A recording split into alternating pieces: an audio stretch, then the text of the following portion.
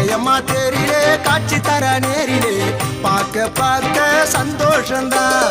பக்தர்களின் வாழ்விலே நன்மை வந்து சேருமே, வீடு தோறும் கொண்டாட்டந்தான். நம்பி வந்தா நீ பக்தி கொண்டா அவ ஆதரிப்பா அன்போடுதான். குழு வச்சு நீ கொண்டாடினா பூஞ்சோலை உன் வாழ்க்கைதான். சித்திர மாச பௌர்ணமி அம்மா போற்றி பாடினி கால நேரம் கூடு நல்ல யோகந்தான்.